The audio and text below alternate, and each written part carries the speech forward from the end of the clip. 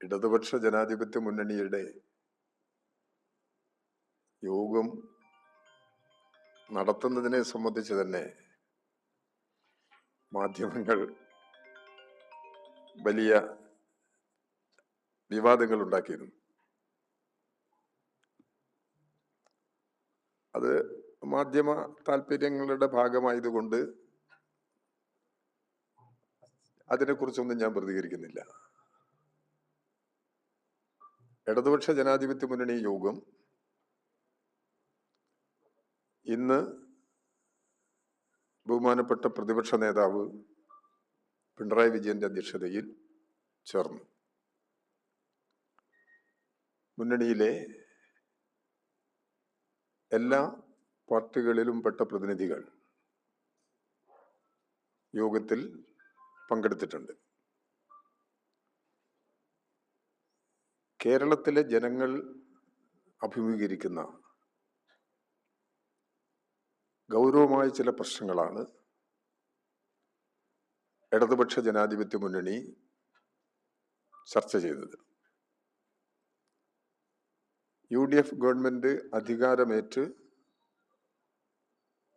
3 മാസം പൂർത്തിയാവുകയാണ്. ആഗസ്റ്റ് 18-ന് 3 മാസമാകും. ഈ 3 മാസ കാലയളവിൽ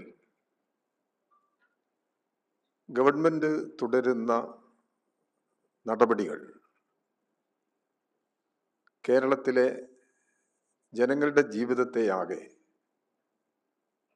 പിറകോട്ടടിപ്പിക്കുന്നതിന് ഇടവരുത്തിയിട്ടുണ്ട്. കേരളം തിരഞ്ഞെടുപ്പിലേക്ക് പോയപ്പോൾ തന്നെ BJPയുമായുള്ള അവിഹിതമായ ബന്ധമുറപ്പിക്കാനാണ്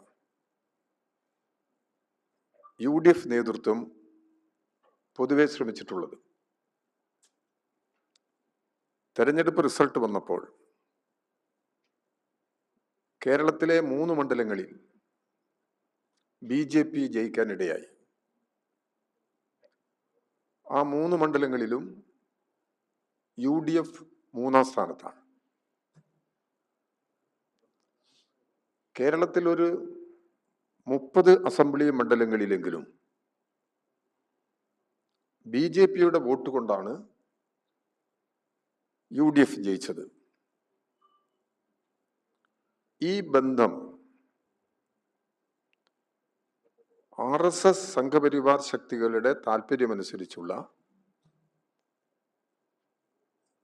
BJPയുമായിട്ടുള്ള ഈ ബന്ധം UDF തുടരുകയാണ്. ഇവിടെ എടുത്തു വരുന്ന ഓരോ നടപടികൾ സ്വീകരിച്ചു കഴിഞ്ഞാലും പരിശോധിച്ചു കഴിഞ്ഞാലും ഈ വസ്തുത നമുക്ക് കാണാൻ സാധിക്കും.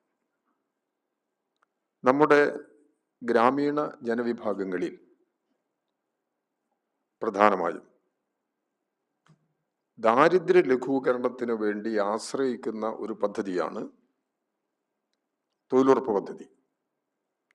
1-ാം UPA ഗവൺമെന്റിന്റെ കാലത്ത് തൊഴിലുറപ്പ് പദ്ധതി ആവിഷ്കരിച്ച് നടപ്പിലാക്കുമ്പോൾ ദാരിദ്ര്യ ലഘൂകരണം തന്നെയാണ് ലക്ഷ്യം.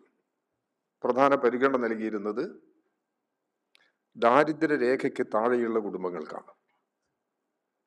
എന്നാൽ ഇപ്പോൾ തൊഴിലുറപ്പ് പദ്ധതിയിൽ ദാരിദ്ര്യ രേഖയ്ക്ക് താഴെയെന്നോ മുകളിലെന്നോ വ്യത്യാസമില്ലാതെ എല്ലാ കുടുംബങ്ങളും ഈ തൊഴിലുറപ്പ് പദ്ധതിയെ ആശ്രയിക്കുന്നുണ്ട്. ഇതിൻ്റെ പൂർണ്ണ സാമ്പത്തിക ബാധ്യത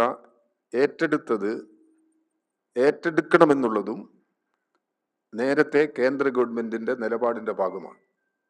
1-ാം UPA ഗവൺമെന്റ് കാലം മുതൽ BJP ഗവൺമെന്റ് കാലത്ത് ഈ തൊഴിലുറപ്പ് പദ്ധതിക്ക് വേണ്ടി അനുവദിക്കുന്ന തുകയിൽ വലിയ തോതിലുള്ള വെട്ടിക്കുറവ് വരുത്തി.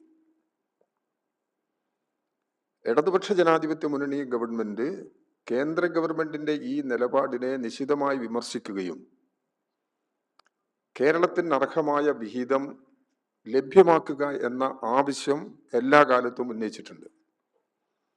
ഇപ്പോൾ കേന്ദ്ര ഗവൺമെന്റ് സ്വീകരിക്കുന്നത് 60:40.